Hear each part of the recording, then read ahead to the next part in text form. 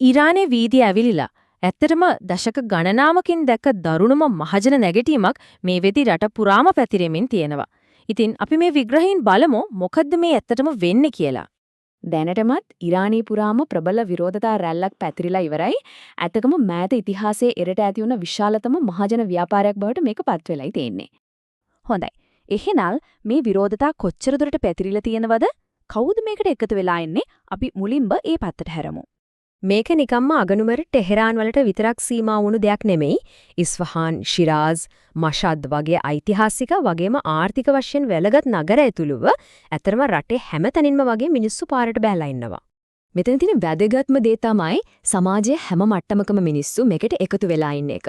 ඉරානයේ ඉතිහාසය පුරාම විරෝධතාවල සංකේතයක් වුණ කඩසාප්පු, බਜ਼ਾර් මේ හැමදේම වහලා වෙලෙන්දෝ, කම්කරුවෝ, සාමාන්‍ය මිනිස්සු හැමෝම තමන්ගේ වැඩ නවත්තලා මේ වෙනුවෙන් පාරට බැහැලා.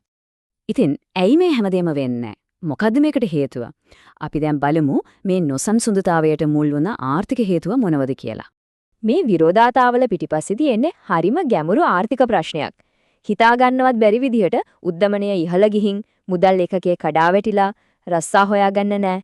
ඒ මදිවට කෑම බීම, ගෙවල් කුල්ලි, අත්‍යවශ්‍ය බඩු මේ හැම දෙයකම මිල අහසට නැගලා.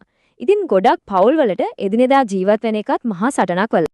හැබැයි මේ කතාව එතනින් ඉවර වෙන්නේ නැහැ. දැන් මේ ව්‍යාපාරය නිකම්ම ආර්ථික ප්‍රශ්න ගැන විතරක් නෙමෙයි කතා කරන්නේ. ඒ සීමාව පැනලා එයාලා දැන් දේශපාලන වෙනසක් ඉල්ලන තැනට ඇවිත්. අපි බලමු ඒ වෙනස උනේ කොහමද කියලා. මෙන්න මේ වෙනස තමයි ඇත්තටම මෙතන තියෙන වැදගත්ම කාරණය. මුලදී විරෝධතාකාරවන්ගේ ප්‍රධානම ප්‍රශ්නේ උනේ ආර්ථික දුෂ්කරතා, ජීවන වියදම ඉහළ යන එක. ඒත් දැන් ඒක වෙනස් වෙලා. දැන් යාළගෙල්ලීම්, රජයේ වගකීම, දේශපාලන ප්‍රතිසංස්කරණ, දූෂණය නැතිකරන එක වගේ පද්ධතියෙම වෙනසක් දක්වා දුර ගිහින්. සමාජයේ හැම තරාතිරමකම අය විශේෂයෙන්ම තරුණ පරපුර දැන් එක හඬින් කියන්නේ වෙනසක් ඕනේ කියලා. එයාලා පාරවල් වහලා උද්ඝෝෂණ කරලා මේ පවතින ක්‍රමයට කෙලින්ම අභියෝග කරනවා. හොඳයි. එතකොට ආණ්ඩුවයි ආරක්ෂක මේකට කොහොමද ප්‍රතිචාර දක්වන්නේ? අපි දැන් ඒ ගැන බලමු. මෙතනදී අපිට එකිනෙකට සම්පූර්ණයෙන්ම වෙනස් කතා දෙකක් අහන්න ලැබෙනවා. එක පැත්තකින් වාර්තා වෙනවා විරෝධතාකරුවන්ට විරුද්ධව කඳුළු ගෑස්, ජල ප්‍රහාර විතරක් නෙමෙයි සමහර වෙලාවට සැබෑ උණ්ඩ පවා පාවිච්චි කරලා කියලා. විශාල වශයෙන් මිනිස්සුන්ව අත්අඩංගුවට ගන්නවා, තුවාල වෙනවා, මරණ පවා සිද්ධ වෙනවා කියලා කියවෙනවා. හැබැයි අනිත් පැත්තෙන් ඉරාන රජය කියන්නේ එයාලා රටේ සාමය ආරක්ෂා කරනවා කියලයි. ඒ වගේම මේ හැමදේම පිටිපස්සේ ඉන්නේ පිටරට බලවේග කියලා තමයි එයාලා චෝදනා කරන්නේ. මේ හැමදේම වෙද්දි මුළු ලෝකයම ඉරානය දිහා හරිම අවධානයෙන් බලාගෙන ඉන්නේ. සමහර රටවල නායකයෝ මේ ගැන කනගාටුව පළ කරනවා.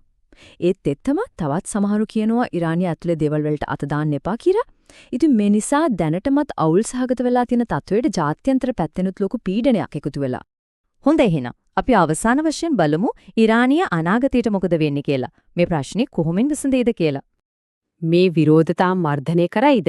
එහෙම නැත්නම් මේකෙන් ස්ථිර වෙනසක් ඇති වෙයිද කියන එක පැත්තකින් කියමු.